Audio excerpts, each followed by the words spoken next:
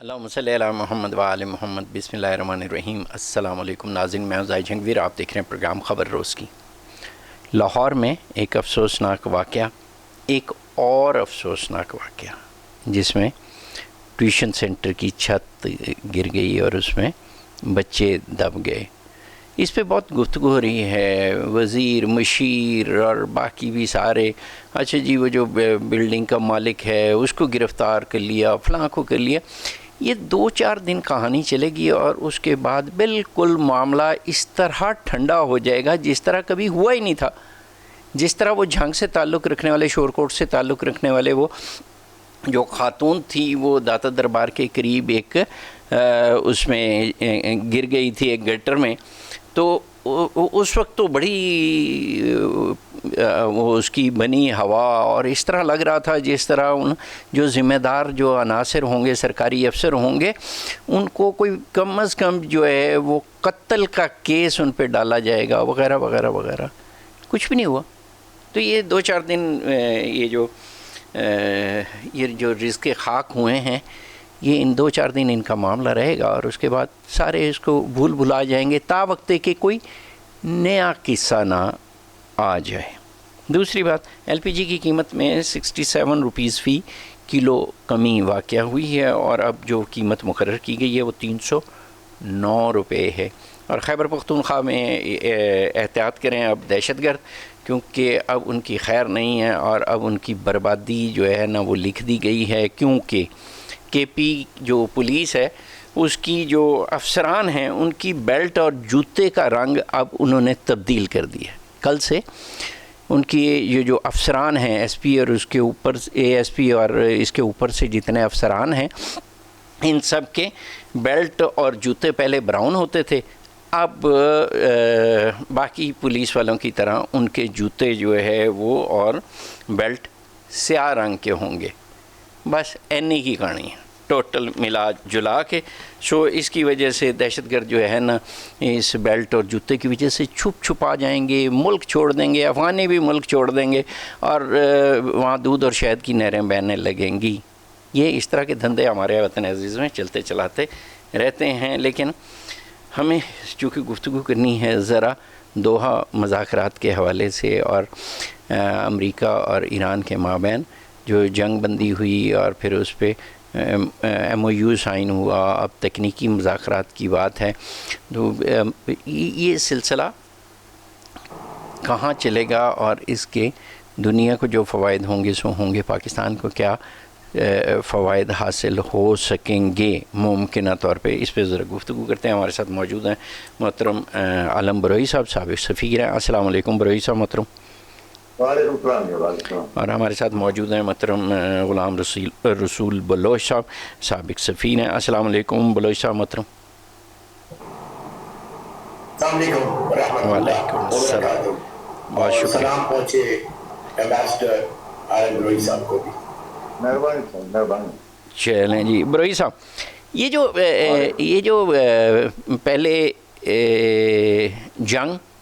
جنگ کیا یک طرفہ حملہ اسرائیل اور امریکہ کا، اور اس کے بعد جو پاکستان نے معاملہ طے کرانا چاہے اسلام آباد مذاکرات کے حوالے سے، تو اس سے جو روٹھے سیاں ایک دوسرے سے، تو جا کے پھر بھی وہی مذاکرات اور وہی گفتگو، اور وقفے سے تھوڑے سے دھماکے بھی، اور بالآخر ایم او یو سائن ہوا، اور اس سائننگ کے بعد تکنیکی مذاکرات، اور تکنیکی مذاکرات پہ امریکہ یہ کہہ رہا تھا کہ جی ایرانی ٹیم نے آنا ہی آنا ہے، اور ایران والے کہہ رہے تھے ہم نے تو آنا ہی کوئی نہیں ہے۔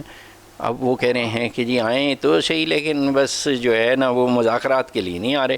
تو یہ کیا معاملہ ہے سر؟ اس کا تو ذرا ہمیں بتائیں کہ یہ منوتی کیا ہے، یہ سلسلہ چل رہا۔ جی بروئی صاحب محترم۔ سر اس میں شاید آپ کے پروگرام میں یا کہیں پہ میں نے کہا تھا، بلکہ میں نے لکھا بھی ہے کہ ان کو جو پاسداران انقلاب ہیں ایرانی، جو ریولوشنری گارڈز ہیں، وہ بہت طاقتور ایک فورس ہے، تو ان کو پہلے سے خدشہ یہ تھا کہ ان کے پاس جو جی جی جی آپ کی آواز آ رہی ہے سر. جی جی جی ٹھیک ہے. جی جی. تو ان کو پہلے سے ہی خدشہ تھا کہ اگر وہ کمپلیٹلی اس کا آبنائے ہرمز کا جو ہے وہ کنٹرول چھوڑ دیں گے تو ان کے پاس کوئی لیوریج نہیں رہے گا اور امریکن کوئی بھروسہ نہیں ہے کہ کل وہ اپنے کیے ہوئے جو وعدے ہیں ان کے ایم او یو میں جی جی. اس پہ وہ عمل درآمد کریں گے. تو اس لیے میرا اپنا ویو شروع سے یہی رہا ہے کہ آبنائے ہرمز پہ جو ایرانی ریولوشن گارڈ ہے وہ اپنا کنٹرول جو ہے بتدریج چھوڑیں گے. ایک دم سے جو ہے نا اس کو وہ کنٹرول چھوڑ کے جو ہے نا اپنے سامان اٹھا کے وہاں سے نہیں چل پڑیں گے. اچھا تو جی. اسی طریقے جی تو اسی طریقے سے کیونکہ ان کو پتا ہے کہ ایک دفعہ وہ چھوڑ کے گئے تو اس کے بعد آبنائے ہرمز پہ دوبارہ کنٹرول کرنا ان کے لیے بہت مشکل ہوگا. جبکہ وہاں پہ امریکن فوجی جو ہے وہ کوئی زیادہ دور نہیں ہے, مطلب اسی ریجن میں ہے اور اسی رینج میں ہے. وہ کسی وقت بھی جو ان پہ مطلب آبنائے ہرمز پہ جو کنٹرول دوبارہ قائم کرنے کے لیے ان کو وہ ریزسٹ کریں گے یا ان کو وہ سختی سے جو ہے نا وہ کر لیں.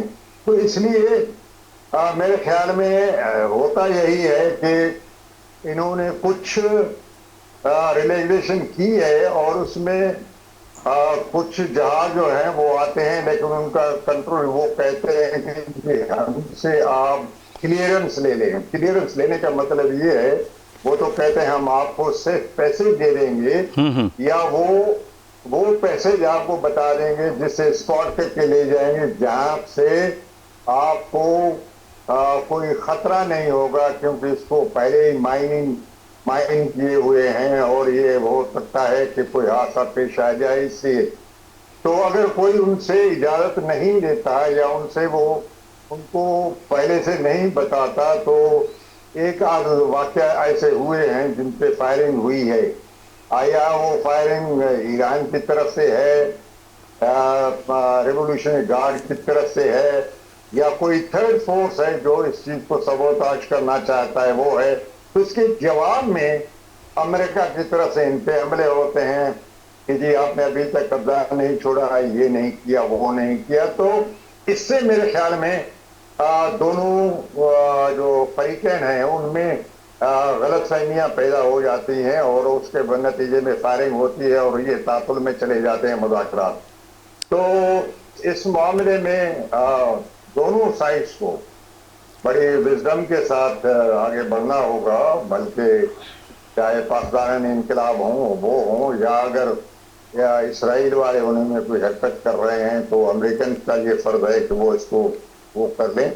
اب اس میں دو چیزیں ہیں. ایک تو امریکہ کا سخت پریشر ہے عمان کے اوپر کہ وہ ایران کا ساتھ نہ دے اس معاملے میں, کیونکہ ایم او یو میں یہ چیز ہے کہ آبنائے ہرمز میں 60 ڈیز کے اندر کوئی ایسا فریم ورک بنایا جائے گا میوچل کنسنٹ کے ساتھ جس کے تھرو جو ہے وہ اس کو ٹریفک کو جو ہے نا میرین ٹریفک کو ریگولرائز کیا جائے یا اس کو آپ کچھ کہہ سکتے ہیں کہ مانیٹر کیا جائے.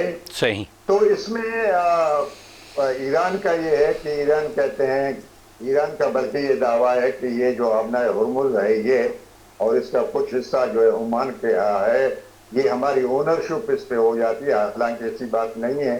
ابھی تک جنگ سے پہلے تک جو ہے یہ واٹر جو ہے آبنائے ہرمز جو ہے نا وہ انٹرنیشنل لا کے انڈر کور ہوتا ہے اور اس میں اور یہ کسی کی پراپرٹی نہیں تھی, کسی کا کنٹرول نہیں تھا یا کسی کو یہ حق نہیں تھا کہ اس کے اوپر لیکن اب تو ہو گیا ہے, اب تو ظاہر ہے ایرانی کنٹرول ہے. اور اس کو انہوں نے ٹیسٹلی قبول بھی کیا ہے لیکن اس کو وہ کھل کے نہیں مانتے کیونکہ اس میں جو ان کے گلف الائز ہیں وہ بھی نہیں چاہتے کہ اس پہ ٹول لگا جائے یا اس پہ ایران کا کنٹرول رہے, کیونکہ ابھی تک گلف والوں کو ایران پہ اتنا کانفیڈنس نہیں ہے کہ آگے چل کر یہ سموتھلی اس کو جو ہے نا چلائیں گے یا ہمارے ایکسپورٹ میں روڑے نہیں اٹکائیں گے. ابھی تک کانفیڈنس ڈیفیسٹ ہے دونوں سائڈ سے کانفیڈنس کا جو ہے یہ ڈیفیسٹ. لیکن جب آہستہ آہستہ وقت گزرے گا تو پھر وہ ایک دوسرے کے غلط فہمیاں دور ہو سکیں گی. جی غلام رسول بلوچ صاحب محترم, یہ والی جو بات تھی, یہ جو ترجمان ہیں ایرانی وزارت خارجہ کے اسماعیل بقائی, انہوں نے کہا جی کہ آئندہ چند روز میں امریکہ کے ساتھ کسی بھی سطح پر مذاکرات طے نہیں ہیں. ایرانی ٹیم دوحہ ضرور جائے گی لیکن امریکہ سے مذاکرات کے لیے نہیں جائے گی. تو پھر وہ دوحہ میں کیا لینے جائے گی آج جی پلیز. تو دیکھیے ایران کا مسئلہ اب یہ ہے, دیکھو ایران بھی بہت بڑا پلیئر ہے جی, اس کو آپ ہماری سمپتیز ان بھائیوں کے ساتھ ہیں جی, لیکن when it comes to negotiation وہ بڑے شاطر, بڑے ماہر اور صدیوں کی ایک ٹریڈیشن ہے کہ کیسے نیگوشیٹ کرتے ہیں, وہ ہم نے دیکھ بھی لیا. بلکہ کسی کافی حد تک درست ہے یہ بات کہنا جو کہ استعمال کرتے ہیں مخالفین جو ٹرمپ کے, کہ surrender document may not be لیکن definitely it's a winning document for Iran. دیکھیے وہ چیزیں جو کہ تقریباً طے ہو جاتی ہیں وہ اس نے دوبارہ ری اوپن, دیکھیں ہوتا کیا ہے نیگوسیشن میں کہ آپ اپنے انٹرسٹ کو ری اوپن کروائیں. یہ نہیں کہ ضروری کہ وہ آپ کو 100% مل جائے, لیکن are you able to reopen? Yes, they have been able to reopen. اور جو ری اوپن نہیں ہونے تھے ان کو روکا انہوں نے. اب بتاتا ہوں, میں پہلے بتاؤں گا کہ کون سے they were able to successfully not get it open. missiles کہیں ذکر نہیں ہے میزائل کا, and that was their biggest problem. اسرائیل کا سب سے بڑا مسئلہ یہ تھا, لیکن somehow انہوں نے were able to convince Trump, اور اس نے کہا کہ بھئی یہ it is not justified, کہ اس نے تو نام بھی دیا ایک خطے کی ملک کا, اگر اس کو ہم allow کر دیں تو how can we not allow Iran to have it. یہ بڑی بات ہے, یہ کس نے کروایا ہے, یہ ہمارے گڈ آفیسرز ہیں یا واقعی کوئی ان کو اپنا ان کو ایک خواب آیا ہے حقیقت کا, سچائی کا ٹرمپ صاحب کو. I am really surprised کہ اتنا پریگمیٹک بھی ہو سکتا ہے بندہ. ایک تو یہ, پھر وہ چیزیں جو کہ ٹیبل پہ تھی نہیں ان کو لے آئے ہو. State of Hormuz was a settled issue, جس طرح فرما رہے تھے صاحب کہ وہ انٹرنیشنل واٹر وے تھا. Look at their negotiations. کہ ہاں یہ بڑی انٹرسٹنگ ہے. ایک اور بات میں کرنے لگا ہوں جو کہ ہمیں اپنے آپ کو میں نوٹ کراؤں گا, کہ how you create facts on ground and then translate them into negotiating lever. Or what exactly Iran has done. Fact on ground کہ اسٹیٹ آف ہارموز ساڈا ہے, توڑا نہیں ہے. ٹھیک ہے, ساڈا ہے, بالکل صحیح بھی کہہ رہے ہیں انہوں ہے. ٹھیک ہے, صحیح. فیکٹ آن گراؤنڈ یہ ہو گیا کہ اٹ از آرس. انہوں نے منوا لیا کہ یہ ایران کا ہے. جی یس جی, ٹھیک بات, نہیں تو کل نہیں تو پرسوں صحیح ہو جائے. بالکل صحیح. پھر کہ ہم کبھی بھی توبہ طائب نہیں ہوں گے نیوکلیئر سے, یہ بھی بات میں ایمپلیفائی آ گئی ہے. ٹھیک ہو گیا. پراکسیز کی بات ہے کہ بات چیت ہوگی, یہ نہیں کہ ان کو پراکسیز کہا گیا ہے, ان کو وہ ہم لوگ غلط العام ہو گیا ہر جگہ. ایکچولی میں ان کو ہمیشہ الائز کہتا ہوں. تو ان کو بھی کہا کہ نہیں جی, بلکہ انہوں نے ان کے پروٹیکشن کو اتنی بڑی, میں سمجھتا ہوں یہ بڑی اسٹریٹجک اسٹروک ہے ان کا. کہا کہ جی لبنان کے حوالے سے وہ پورے کا پورا ڈیپینڈنٹ ہے یہ جو مذاکرات ہے کہ وہ آگے چلے گا کہ وہاں پیس لاگو. انہوں نے کروا بھی لیا, یہ نیگوشیشن کا کمال ہے میرے خیال ایز اے کیس اسٹڈی. بس یہاں پہ خاموش ہوا ہے, میں یہاں پہ خاموش رہا ہوں, آگے چلتے ہیں. ٹھیک ہو گیا. جی بروئی صاحب, یہ تو معاملات طے پا گئے یہاں تک, اور ابھی تک یہ مذاکرات کا سلسلہ جاری ہے. امریکی صدر جو ہے ٹرمپ, اس کے بارے میں جو بھی جس کا دل چاہے وہ کہہ سکتا ہے, لیکن اس نے بھی مانا کہ جو ایرانی ہیں چاہے ان کی جنگی صلاحیت جو ہے وہ اتنی اچھی نہیں ہے, لیکن وہ مذاکرات کار جو ہیں نا وہ غضب کے ہیں. تو یہ ساری چیزیں ماننا اور پھر چیزوں کا آگے بڑھنا, تو کیا یہ ساری چیزیں کوئی ان کی کوئی اسپیشلٹی ہے حالانکہ مجھے ایک صاحب بتا رہے تھے کہ وہ جن سے وہ مذاکرات یا گفتگو کر رہے تھے، ان صاحب کی بات کر رہا ہوں میں، تو یہ صاحب مجھے بتا رہے تھے کہ جس سے یہ بڑے پڑھے لکھے آدمی تھے، لیکن وہاں جو ان کے کاؤنٹر پارٹ تھے تو وہ وہاں کسی مدرسے سے پڑھے ہوئے تھے، تو وہ ان کو انگریزی بھی نہیں آتی تھی، لیکن وہ ایسی مدلل گفتگو کرتے تھے کہ باقی سارے جو تھے مختلف ممالک کے لوگ ان کی بات پہ قائل اور مائل ہونے پہ مجبور ہو جاتے تھے۔ تو یہ کوئی اسپیشلٹی ہوتی ہے سر یہ اس میں یہ جو سفارتکاری ہے، یا یہ کوئی کوئی کوئی کوئی کوئی انفرادی فعل کی بات ہے؟ جی دیکھیں سر، پہلی چیز یہ ہے کہ یہ انفرادی بھی ہے، آپ کو سارے برابر نہیں ہوتے، چاہے ذہن ہو، چاہے وزڈم ہو، یا نالج ہو، یا اپروچ ہو، یا طبیعت ہو، تو سارے برابر تو نہیں ہوتے، فرق تو ہوتا ہے۔ لیکن یہ چیز ہے کہ جہاں تک ایرانیوں کا تعلق ہے، وہ صرف مدرسوں پہ پڑے ہوئے نہیں ہیں سر، اور میں سمجھتا ہوں کہ جو ایرانی فورن آفس ہے،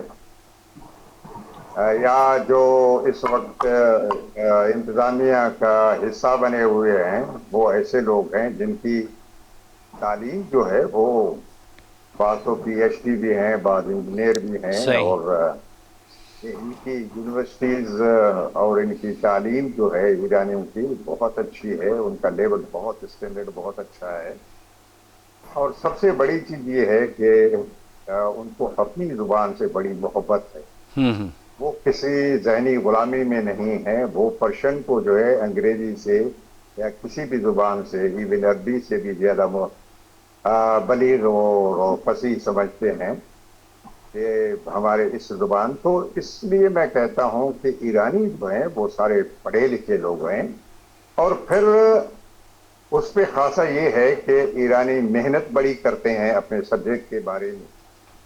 چاہے پہلے میں نے کہیں پڑھا تھا کہ جب اسلام آباد میں یہ مذاکرات کے لیے ان کے اسپیکر آئے اور وائس پریزیڈنٹ صاحب سے ان کی ملاقات ہوئی، امریکن وائس پریزیڈنٹ سے، لیکن اس کے ٹیم میں جو لوگ تھے وہ اپنے سبجیکٹ کے بارے میں پوری طرح سے اپڈیٹ تھے، ان کے پاس ڈیٹا تھا، ان کے پاس اس کی ہسٹری تھی، امریکہ کے جو ان کے ساتھ جس طرح زیادتیاں ہوئی ان کی بالکل پوری تفصیل بنی ہوئی تھی، اور اپنے جو مجمد اثاثے ہیں ان کی پوری تفصیل وہ ساتھ لے کے آئے ہوئے تھے، اور پھر سینکشنز پہ پوری طرح سے وہ تیاری کر کے آئے تھے۔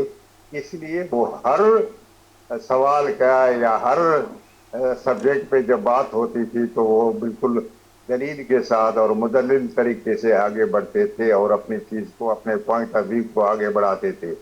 اور دوسری چیز میں نے، آپ نے نوٹ کیا ہوگا کہ امریکنز کو چھوڑیں، ایرانی جو لیڈرشپ ہے یا ان کا جو ایون سیکنڈ لیڈرشپ ہے فورن آفس میں یا ڈپلومیسی میں، وہ ہمیشہ سے ان کا اپروچ جو ہے بڑا لاجیکل رہا ہے، بڑا پیشنٹ رہا ہے، بڑا ایک لحاظ سے جو ہے آپ یہ کہہ سکتے ہیں کہ سیریسنیس ان میں اپنے سبجیکٹ کے بارے میں یا اپنے اس معاملے میں۔ لیکن اس کے مقابلے میں ہم نے دیکھا کہ پریزیڈنٹ ٹرمپ جو ہے وہ گالیاں بھی دیتا رہا اور بیان تبدیل بھی کرتا رہا، اس کے روز جو اور آبجیکٹیوز بدلتے رہے، اور کسی چیز میں کوئی دلیل نہیں ہے، کوئی لاجک نہیں ہے، بلکہ الٹا جو ہے ایک آپ اس کو کہہ سکتے ہیں کہ جی بوسٹنگ تھی، اور پھر ایکیوزیٹری قسم کی جو ہے نا باتیں تھیں۔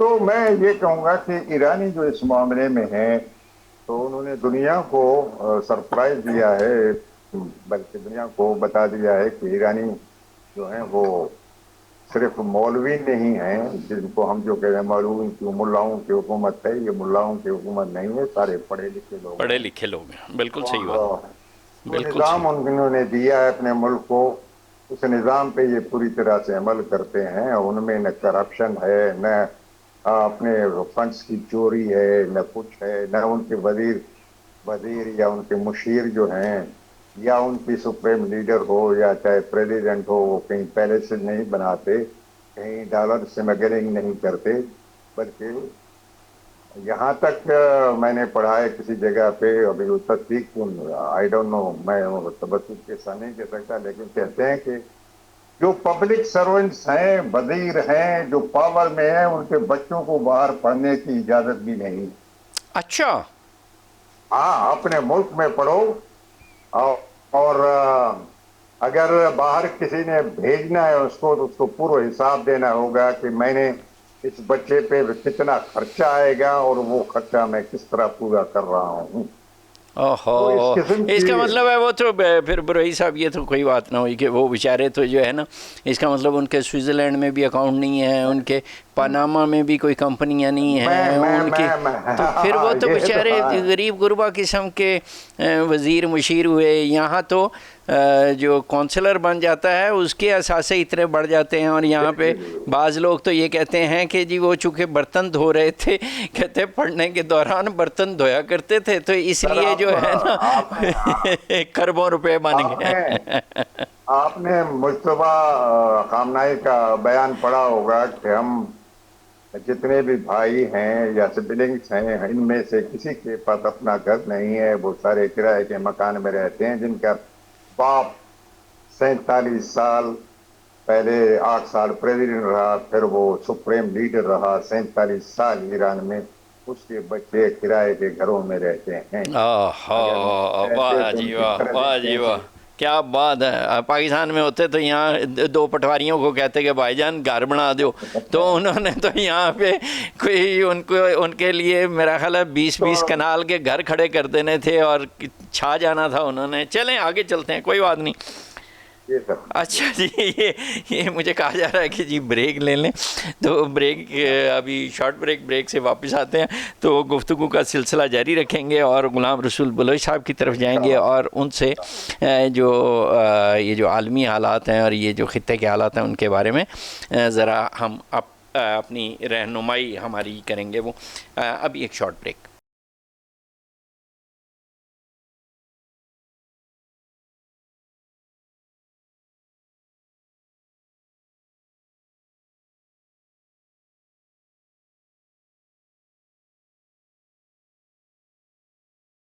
वेलकम बैक नाज़रीन। वक्फ़े के बाद आपको खुशामदीद। वक्फ़े से पहले हम ये गुफ्तगू कर रहे हैं दोहा मुज़ाकरात के हवाले से अमेरिका और ईरान की स्ट्रेटजी के बारे में। बलोच साहब मोहतरम, ये जो मुल्क हैं खलीजी ममालिक, जो अमेरिका जब हमला करता है या इसराइल हमला करता है तो उसके बाद जवाबन चूँकि ईरान हमला नहीं कर सकता अमेरिका पे, चूँकि वो बहुत दूर है, तो करीब करीब ममालिक में, खलीजी ममालिक में जहाँ जहाँ अड्डे मौजूद हैं अमेरिका के, तो ईरान ने वहाँ पे मिज़ाइल दागे हैं, ड्रोन दागे हैं। तो एक तासुर ये था कि जी ये चूँकि ममालिक जो है वो अमेरिका की वजह से गैर महफूज हुए और उन ईरानी जो मिज़ाइल हैं उनका निशाना बने हैं, तो ये तो बस जैसे ही जंग ख़त्म होगी तो ये अमेरिका को कहेंगे भाईजान तोड़ी साड़ी बस, आपकी वजह से हम मुश्किल में फंस गए। लेकिन मुझे तो लगता है कि अमेरिका वहाँ पे और ज़्यादा मजबूती से अपने पंजे गाड़ेगा और वहाँ पे वो जो अड्डे हैं उनको और ज़्यादा फूल प्रूफ बनाने की कोशिश करेगा, क्योंकि ये तो ख़ित्ता उसके लिए सोने की अंडा देने वाली मुर्गी है, क्योंकि वहाँ से उसको जहाज़ भी मिलते हैं सोने के, वो जो और डायमंड की और भी बेशुमार चीज़ें मिलती हैं, अमेरिका को बिज़नेस मिलता है। तो ये इसके बारे में फरमाइएगा कि आया ये दोनों में से कौन सा ख्याल खाम है और कौन सा हकीकत के करीब होगा? जी, रास्ता बीच का है, और वही मैंने जो रिपोर्ट्स पढ़ी वो बीच का रास्ता इस तरह निकाला है कि इसको रिपेयर नहीं करेंगे जो बेसिस है, क्योंकि it will require more time and uncertainty. और ये थीसिस, ये थीसिस के लिए उनके होने से डिटरेंस होगा, उसको ईरान ने गलत साबित कर दिया। ठीक हो गया। अब वो ये कर रहे हैं कि इन तमाम को रिट्रीट करेंगे और एक बहुत बड़ा फोर्ट बनाएंगे अपना इजराइल में। अच्छा। और जो एक्सपेंशन हो रही है इजराइल کہ اتنی زمین ہونی چاہیے جہاں پہ یہ 13 اڈے جو ہے اس کے برابر کوئی نہ کوئی انسٹالیشن ہو جائے. تو ہوگا یہ کہ ان جے سی سی کو اب دور سے مار کرنے والے ہتھیاروں سے بچایا جائے گا, کیونکہ پھر کیا ہوگا کہ ایران کے پاس جسٹیفیکیشن نہیں ہوگی کہ بھی میں نے کیوں حملہ کیا. اب تو ایک کہہ سکتے ہیں کہ ایک فگ لیف ہے جی کہ ہم نے آپ پہ حملہ نہیں کیا, ہم نے جو ہے وہ بیسس پہ حملہ کیا. لیکن ایکچولی ہمیں وار ایمز کا تو پتہ ہے, دیکھیں جو گیم کھیلی جاتی ہے اس میں کہ کہاں پہ وار ول they always hit where it hurts. ان کو پتا تھا کہ بھی جب تک کہ خطے سے آواز نہیں آئے گی کہ اس جنگ کو بند کرو, امریکہ نہیں کرے گا, کیونکہ اسے تو کچھ بھی نہیں ہو رہا. صحیح. اور کیونکہ وہ پن بریک اسرائیل کو ہو رہی ہے. لہٰذا یہ بھی ایک سیناریو بن سکتا ہے. We don't know how much. میرا خیال ہوگا یہ کہ اس کی ریڈیوس کریں گے سائز کو, ولنریبلٹیز کو کم کریں گے, جو ٹوٹ گئے وہ ٹوٹ گئے, باقی جو بڑے جو باقی جو ابھی ہیں ثابت ان کو تھوڑا ٹھیک ٹھاک کر کے دوبارہ کوشش کریں گے کہ ان کو دوبارہ اسی ترتیب سے وہ یا تو آپریشنل رکھیں یا اپ گریڈ کریں یا لوور گریڈ کریں, اور جو اپ گریڈ ہے وہ اسرائیل میں چلا جائے. لیکن اب ماڈل چینج ہوگا فار دیئر ڈیفینس. ایک بات بڑی واضح ہے, دیکھیے جنگی صاحب کہ ابھی تک جو امریلا ہے امریکہ کی جی سی سی پہ وہ اٹھی نہیں ہے, بلکہ زیادہ مضبوط ہو جائے گی. I entirely agree with you, provided کہ یہ سچویشن ایسی رہتی ہے کہ ایران اسی طرح سے unstable, uncertain رہتا ہے about its own future and the future of the region. And sometimes I feel کہ یہ شاید اسی طرح سے کچھ وقت چلے گا کہ ایران کو ایک آپ مستقبل انسرٹنٹی میں ڈال دیں کہ what is its, کیونکہ I've been thinking کہ where is Iran's place? How do I place Iran? I cannot. مجھے ابھی تک I'm not been able to put it. Then I concluded کہ it is an engineered uncertainty. It's an engineered strategic uncertainty which surrounds Iran as a state. اور اس کی uncertainty اس کی اپنی security کے متعلق بھی ہے اور ساتھ ساتھ اس کے فیوچر رول کے متعلق بھی ہے. تو اس کا جواب تو ہے, لیکن وہ کیا اس کا حل ہے ضرور. میں سمجھتا ہوں وہ حل ہے ایک grand reconciliation between Iran and G C C countries, a real peace map for coexistence between Iran and GCC. کیسے؟ مطلب جب وہ ایک دوسرے کے بارے میں اتنے بدگمان ہیں اور ماضی میں وہ آپس میں متحارب رہے ہیں تو کیسے؟ میرا خواب ضرور ہے یہ, ہاں خواب, کیا یہ حقیقت بن سکتا ہے؟ کہاں سے؟ ٹھیک ہو گیا. اچھا جی بروئی صاحب, اگر اس کو ذرا سا اور اپنے حوالے سے دیکھیں تو یہ جو ایرانی تیل ہے اس کی اسمگلنگ جاری ہے, بے شمار وہ جو اس کی فوٹیجز بھی آ چکی ہیں اور وہ یہاں پہ بھی اویلیبل ہے, کراچی میں بھی اویلیبل ہے, جھنگ میں بھی اویلیبل ہے. اگر نہیں پتہ تو انتظامیہ کو نہیں پتہ, چونکہ وہ جان بوجھ کے آنکھیں بند کر کے رکھتے ہیں, یا اس کے عوض آنکھیں بند کرنے کے عوض اس کے کوئی نہ کوئی کسی نہ کسی حد تک حصے دار ہوں گے. ادروائز اس طرح آنکھیں بند نہیں کی جا سکتی. لیکن ہمارے ہاں اگر اس کو یہ جو تیل کی ترسیل ہے, گیس کی ترسیل ہے, اس کو باضابطہ بنانے میں ابھی تک تو ہمارے ہاں سے ایسی کوئی سنجیدہ کوشش, کاوش, خواہش تک نہیں سامنے آئی. تو کیا یہ کوئی ایسا ممکن ہو سکتا ہے کہ ہماری بھی کہ یہ ترجیحات میں آ جائیں, یا ہم وہ عالمی جھنڈا اٹھا کے پھرتے رہیں گے امن کا, اور اس کو معیشت کے سانچے میں مٹیریلائز کرنے کی کوشش جو ہے وہ ہماری ترجیح ہونی چاہیے کہ نہیں ہونی چاہیے, اور کر بھی سکیں گے کہ نہیں کر سکیں گے؟ جی دیکھیں سر, پہلی چیز ہے کہ جو بارڈر ٹریڈ ہے, آپ اس کو کہہ سکتے ہیں, جو کپتان کے تھرو یا ایران اور پاکستان یا بلوچستان کے تھرو ہوتا ہے زیادہ تر, تو اس میں جو ہے نا لوکل جو ہماری پاپولیشن ہے بلوچستان کے جو لوگ ہیں وہ بہت انٹرسٹیڈ ہیں, بلکہ کئی لوگوں کی اس میں ایک قسم کا کاروبار ہے لگا ہوا ہے. تو اس کو کسی وقت تھوڑی سختی کی تھی گورنمنٹ آف پاکستان نے، تو بلوچستان میں بہت شور ہوا تھا کہ یہ تو آپ کا کئی لوگوں کے، ہزاروں لوگوں کی جو ہے روزگار پہ لات مار رہے ہیں۔ تو اسی طریقے سے میں یہ کہوں گا کہ وہ اسمگلنگ تو ضرور ہوتا ہے، اور وہ کوئی باضابطہ تجارت تو نہیں ہے بٹوین ٹو کنٹریز، اور وہ جو کسٹم والے ریگولائز کرتے ہیں یا قانونی طریقے سے ہوتا ہے، وہ اسمگلنگ ضرور ہوتا ہے۔ اس میں میرے خیال میں دونوں سائڈ سے، ایرانی سائڈ سے بات سمجھ میں آتی ہے کہ ان کا تیل جو ہے وہ باہر جا رہا ہے، آپ کو پیسوں کی بھی ضرورت ہے۔ وہ کسی زمانے میں خود اپنا تیل باہر بھیجتے تھے اور پھر قزاقستان سے تیل منگوا لیا کرتے تھے۔ یہ میں 10 سال پہلے کی بات کر رہا ہوں۔ جی جی تو اسی طریقے سے اب پتہ نہیں وہ سلسلہ جاری ہے یا نہیں ہے۔ اینی ہاؤ یہ جو تیل ہے وہاں سے بلوچستان سے بارڈر کراس کر کے کراچی سے بھی آ جاتا ہے، اور شاید آگے بھی جاتا ہوگا وہ۔ تو اس میں ہمارے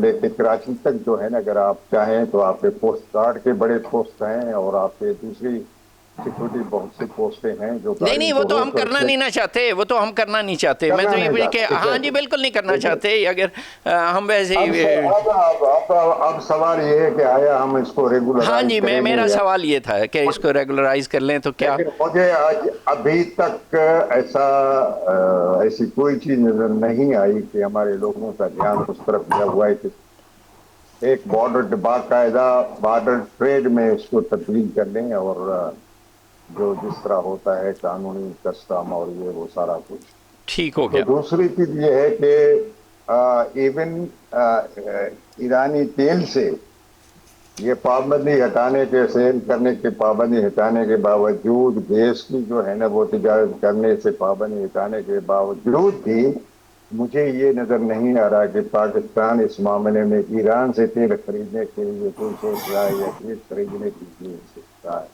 اوکے حالانکہ ایران نے پہلے ہی آفر کیا تھا کہ آپ ہم سے تیل خریدیں گے تو ہم آپ کو اپنے ڈومیسٹک پرائسز پہ آپ کو دے دیں ہاں گے۔ نہیں یہ ہمیں قبول نہیں نہ ہے کہ اتنا وہ اگر سستا ہمیں دیں گے تو یہ مناسب نہیں۔ اچھا آپ بروئی صاحب آپ ساتھ رہیے، بلوچ صاحب میں آپ کی طرف آتا ہوں، لیکن پہلے حامد سرفراز صاحب ماہر آبی امور ہیں۔ السلام علیکم حامد صاحب۔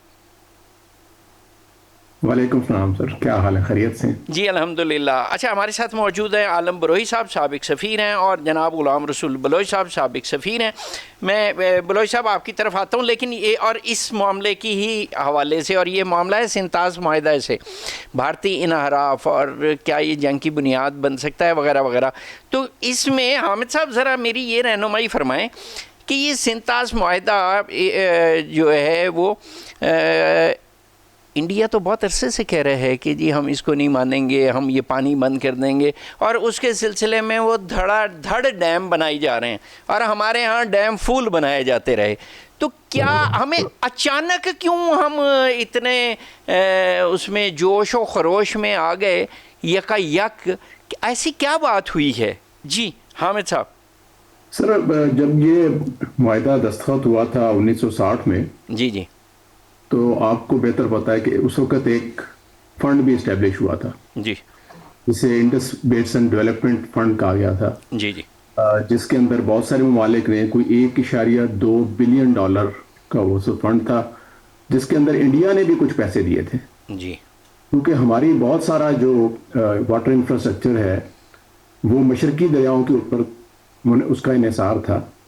تو ہم نے یہ کہا کہ اگر ہم مغربی دریاؤں سے پانی اپنا ٹرانسفر کرنا چاہیں گے تو ہمیں وہ انفراسٹرکچر ڈیولپ کرنا پڑے گا، وہ جو پھر آپ نے دیکھا کہ بہت سارے لنک کینالز کا ایک سلسلہ شروع ہوا، ایسے ہی۔ اور اسی فنڈ میں یہ طے تھا کہ پاکستان میں 2 ڈیم جو ہیں ان کی ڈیولپمنٹ کی جائے گی اس سے، اس فنڈ سے۔ 3 ڈیمز اس وقت زیر بحث تھے، زیر غور تھے، کالا باغ، تربیلا اور منگلا۔ جی جی، جن میں سے 2 بن گئے اور تیسرا جو ہے ابھی تک متنازع ہے اور نہیں بن سکا۔ جی، ہوشیاری کی کہ جو کالا باغ ہے اس پہ پیسے کم خرچ ہونے، وہ ہم خود بنا لیں گے، مہنگے والے اس فنڈ سے بنا لیں گے۔ صحیح۔ وہ 2 بن گئے۔ اس کے بعد دونوں سائڈوں پہ پاکستان نے بھی ڈیمز، اپنے چھوٹے ڈیمز، بڑے ڈیمز، ریزروائرز، بیراجز، نہریں، آف ریور اور آن دا ریور ریزروائرز بنانے تھے، اور انہوں نے بھی بنانے تھے، وہ بناتے چلے گئے، ہم نے نہیں بنائے جی. اور یہ حالات ہیں کہ وہاں پہ ایک جو ان کے ایسٹرن ریورز ہیں ان کا ایک تقریباً 300 کے قریب، ایگزیکٹ نمبر نہیں مجھے پتا، مگر تقریباً 300 کے قریب ڈیمز کا پورا ایک سلسلہ ہے، آپس میں کنیکٹڈ ہیں اور وہ تقریباً فل ہیں. ٹھیک ہے. یہ وجہ ہے کہ جب وہاں معمول سے زیادہ بارش ہوتی ہے تو وہ پانی ہمارے جو مشرقی دریا ہیں ان میں چھوڑ دیتے ہیں اور ہم اس میں ہمارا بیڑا غرق ہو جاتا ہے، چونکہ ہم نے کوئی سسٹم ہی نہیں بنایا ہوا. جی ہم اس میں سیلاب سے بھگتتے ہیں. ٹھیک ہے. اور یعنی ہمارے ہاں گورننس، کیونکہ جو پانی کا کرائسس ہے نا سر پوری دنیا میں، یہ ٹیکنیکل کم ہوتا ہے اور سیاسی اور حکومتی یعنی گورننس سے اس کا تعلق زیادہ ہے. ٹھیک ہے. تو بری گورننس کا نتائج ہم بھگت رہے ہیں. اگر ابھی بھی ہم نے ہوش کے ناخن نہ لیے تو ہم بھگتتے رہیں گے. اچھا، لیکن میرا سوال تو یہ تھا، میں یہ بات سمجھنے کی کوشش کر رہا ہوں کہ اب کیا ہوا کہ اچانک ہمیں جو ہے وہ جوش آ گیا ہے، اور اگر یہ ہمیں کوئی 40 سال پہلے آیا ہوتا تو شاید ہم اب تک جو ہے وہ بہت آگے نکل گئے ہوتے. میں یہ سمجھنا یہ چاہ رہا تھا اچانک ہمیں کیا ہو گیا، کوئی اچانک کوئی بات ہو گئی ہے یہ سنتاس معاہدے کے حوالے سے؟ سر دو پہلو ہیں. ایک پہلو یہ ہے کہ ہمارے جو لوگ جو پانی کے معاملات کو، یہ ٹرانس باؤنڈری واٹر کو دیکھتے ہیں، ان کا خیال یہ ہے کہ ابھی بھی گنجائش ہے کہ آپ سفارتی سطح پہ اور بین الاقوامی سطح کے اوپر جو انصاف کے ادارے ہیں جیسے پرماننٹ کورٹ آف آربیٹریشن ہے، ان کے ذریعے سے، اور پھر جو میڈیٹرز تھے جنہوں نے اس وقت اس کو میڈیٹ کیا تھا ورلڈ بینک کو، اداروں کے ذریعے سے ہم انڈیا پر یہ دباؤ بڑھا سکتے ہیں کہ وہ اس کو معاہدے کو دوبارہ ریسٹور کر دے. ٹھیک ہے. اور تو وہ ایک ایفرٹ وہ جاری ہے. ابھی ہم جب پی سی اے کا اس پہ ابھی ایک ڈیکلریشن آیا تھا تو اس کے اوپر ہم نے بڑی خوشیاں منائی. تو میں ایک آپ کے معاصر ایک ٹی وی پہ تھا تو انہوں نے کہا کہ جی بہت اچھی بات ہوگی. میں نے کہا اچھی بات تو ہو گئی ہے، مگر بات یہ کہ فریق دوم اگر اس کو مانتا ہی نہیں ہے تو اچھی بات کیا ہوئی؟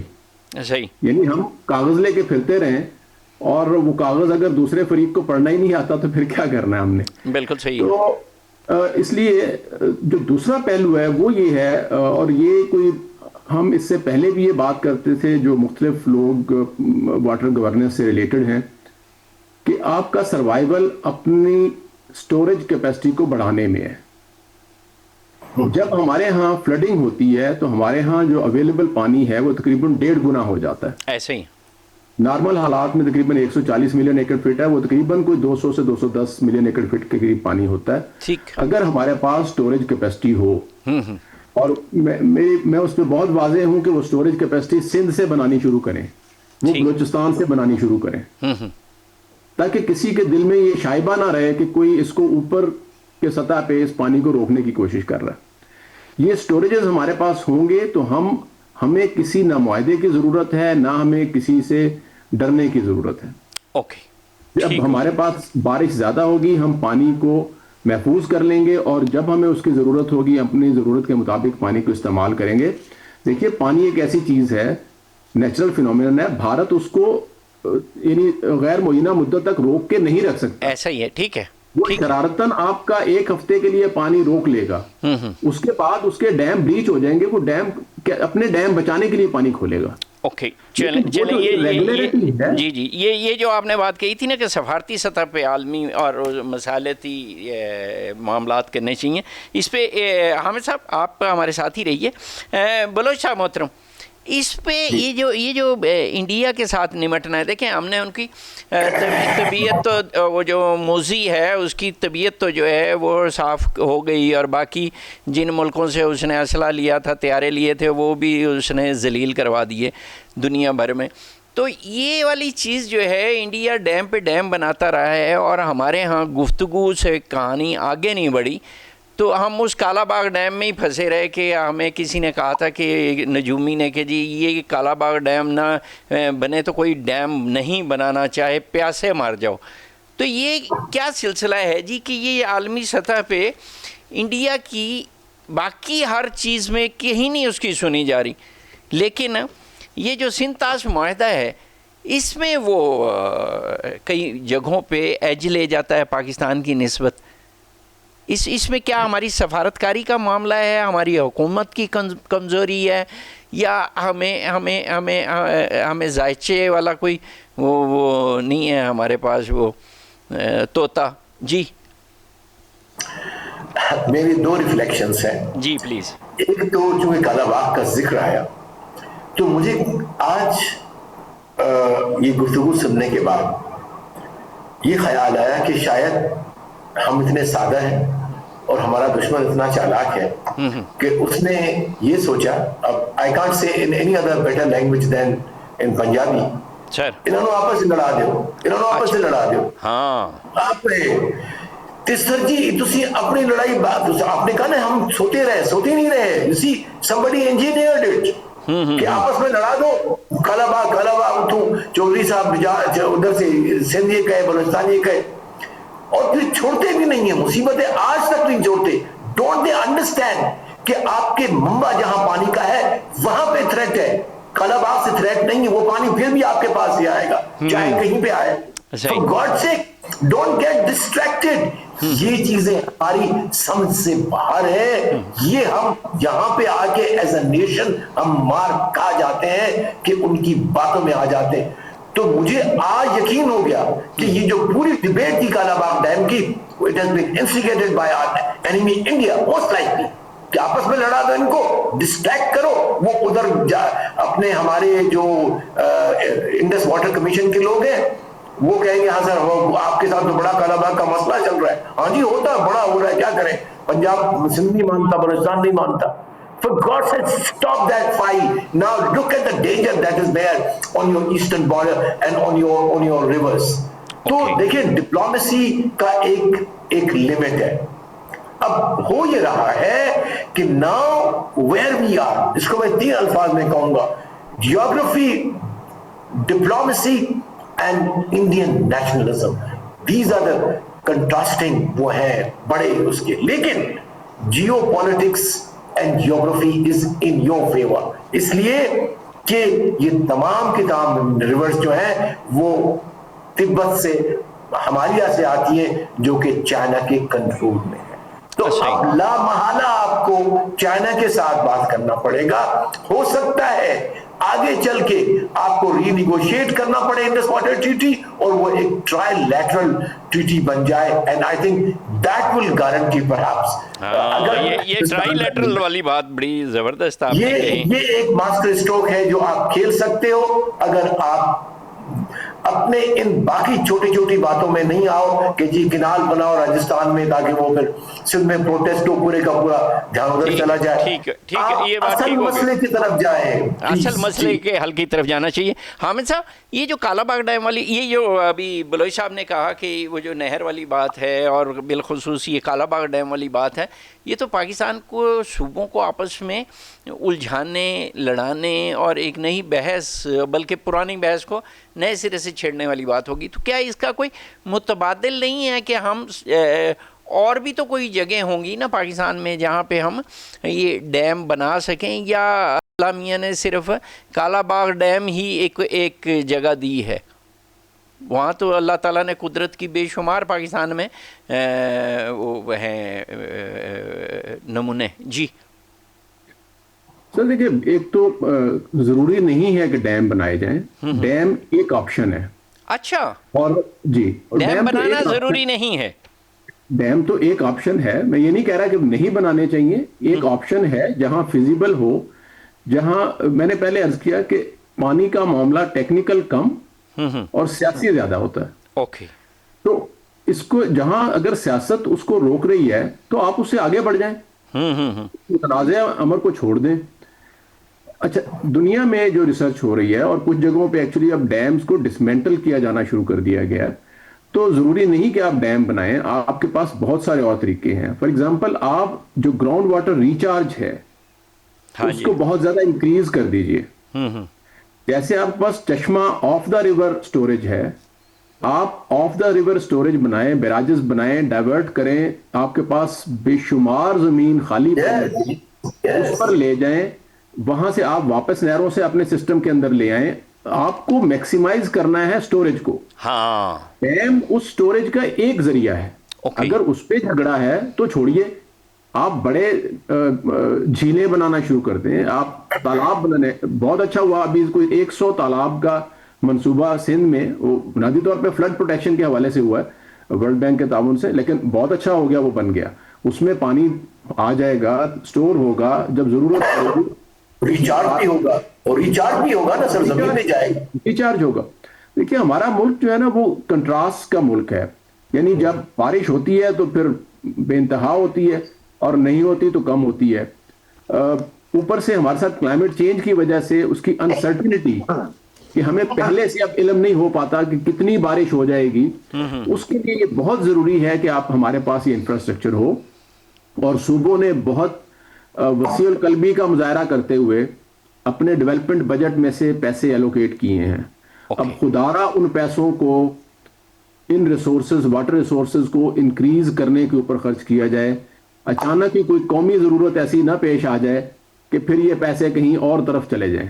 ٹھیک ہے, ٹھیک ہو گیا. یہ تو بڑا جو ہے نا عمدہ بات سامنے آئی. اور بروہی صاحب آپ کی طرف سے کوئی ایک فکرہ, 2 فکرے, چونکہ پروگرام ختم کرنے کا ٹائم کے لیے مجھے کہا جا رہا ہے, بروہی صاحب کچھ فرمائیں گے آپ اس بارے میں؟ جی سر, میں صرف اتنا کہوں گا, جب کالا باغ ڈیم پہ جو اعتراض ہوئے صوبوں کے, ٹھیک ہے, وہ متنازع بن گیا, تو جی این عباسی صاحب کا ایک رپورٹ ہے, بالکل انجینئر تھے جو مشرف صاحب کے زمانے میں جو ہے وہ مشیر تھے یا کچھ اچھے پوزیشن پہ تھے, تو انہوں نے بنایا تھا کہ ہم یہ اس کردوں میں بنا سکتے ہیں جہاں پہ کینال نکال نہیں سکتے, ڈیم بن جائے گا, پانی اسٹور ہوگا, لیکن کینال نہیں ہوں گے. اب اصل جو نقطہ ہے وہ یہ ہے کہ جی کالا باغ پہ آپ بنائیں گے تو اس پہ 6 یا 4 کینال کیوں نکالیں گے, وہ تو پھر پنجاب میں چلے جائیں گے, سندھ تو تیل پہ بیٹھا ہوا ہے. ٹھیک ہو گیا, بہت بہت بہت یہ عمدہ بات ہو گئی. مجھے یہ والی بات جو ہے نا, یہ چونکہ کنسنسس کی طرف اور اچھی نیت اچھے اس سے کہی جائے تو, اور دلیل سے بات کی جائے. ایک بات میں حامد صاحب کو بتانا چاہتا ہوں کہ جو واٹر ریکارڈ ہوا ہے بٹوین دا صوبوں کے درمیان میں, تو اس میں یہ کلیئرلی ہے کہ کوٹڑی سے نیچے جو ہے 10 معاف جو ہے نا, وہ کیا کہتے ہیں اس کو, ملین ایکر فٹ جو ہے پانی چھوڑا جائے گا تاکہ ڈیلٹا آپ کا زندہ رہے. بالکل ٹھیک ہو گیا. لیکن آج آپ آ کے کوٹڑی میں دیکھ لیں, وہ بالکل صحیح ہو گیا. بہت بہت بہت شکریہ جناب عالم بروہی صاحب, بہت شکریہ جناب غلام رسول بلوچ صاحب, بہت شکریہ جناب حامد سرفراز صاحب. اچھا جی, یہ اس کھوبے میں یہ جو کالا باغ ڈیم والا کھوبا ہے, اس میں پھنسنے کی بجائے اگر کہ انڈیا کی کسی سازش یا کسی بھی جگہ کی کسی بھی سازش میں پھنسنے کی بجائے اگر ہم یہ جو دوسرا اس کا متبادل طریقہ کار ہے, گراؤنڈ واٹر چارجز ہیں اور یہ جو جھیلیں ہیں, تالاب ہیں, یہ بنا لیں تو کون سا کوئی خرابی کی بات ہے. واٹر کا لیول ہی اوپر لے کے آنا اور محفوظ بنانا ہے وطن عزیز کے پانی کے ذخائر کو, اور سیلاب میں لوگوں کو ڈبا کے مارنے کا جو سلسلہ ہے اس سے بچنے کا انتظام اور انصرام کیا جائے. بس آخر میں صرف اتنا کہوں گا کہ یہ جو پروین شاکر ہیں, خوشبو شاعرہ, ان کے نام پہ اسلام آباد میں ایک روڈ ہے جی F73 میں, وہاں پہ ایک پارک ہے اور پارک کے اندر تعمیرات کی جا رہی ہیں, اور تعمیرات جو ہیں وہ کسی بھی پارک میں تعمیر کرنے کی, جو کمرشل خاص طور پہ تعمیرات کرنے کی کورٹ نے پابندی لگائی ہوئی ہے. لیکن اس کے باوجود اگر یہ کام جاری ہے, اور کیا یہ ایسا بھی تو کوئی سننے میں آ رہا ہے کہ اس پروین شاکر روڈ کا نام ہی تبدیل کیا جا رہا ہے, اور یہ ہماری جو شاعرہ ہیں ان کا تو بڑی بڑی جگہ جو ہے وہ کلام پڑھا جاتا ہے اور سنا جاتا ہے, تو کیا ایک مرحومہ بیوروکریٹ شاعرہ کو بھی نہیں بخشا جائے گا, اس کے نام کو بھی نہیں بخشا جائے گا؟ اور کیا یہ جو پارک بنا کے یہ والے کمرشل دھندے باز نہیں آ سکتے؟ اللہ آپ کا ہم سب کا حامی ناصر رضائی جنگوی کو اجازت دیجیے. اللہ وارث.